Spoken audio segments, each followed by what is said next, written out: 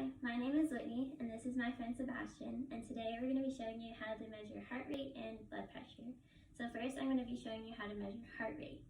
So in order to do this, you would take your patient's wrist, and you would take these two fingers. You wouldn't use your thumb because there's a pulse in your thumb, and you wouldn't get a very accurate reading. So you'll take these two fingers, palpate the wrist for the artery where you can feel the heartbeats, and once you can feel the heartbeats, you'll count the number of beats for 15 seconds. So I'm going to do that right now.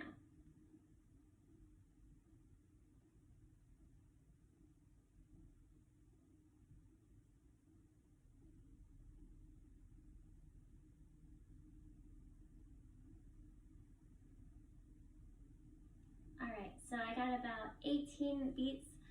So once you have the number of beats for 15 seconds, you'll multiply by 4 in order to get the actual heart rate.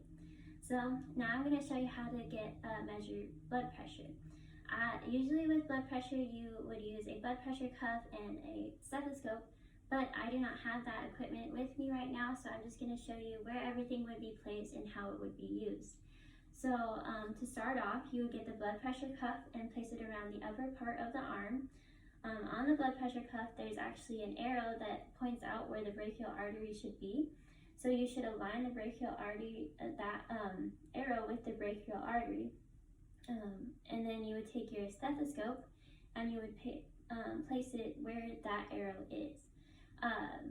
This is so that you'll be able to hear the blood pressure as you're performing the test.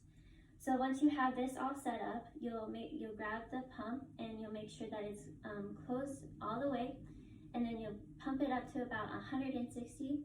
And once you've reached there, you'll release it just a little bit, about 2 to 3 milliliters per mercury, until you hear the first sound. And the first sound is the systolic pressure.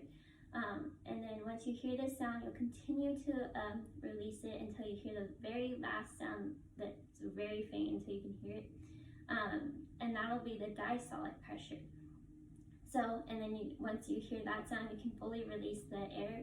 And the systolic pressure will be the numerator of the blood pressure, and the diastolic pressure will be the denominator of the blood pressure. So once you have all that, you'll have your blood pressure and your heart rate. That's everything I have for you, so thank you.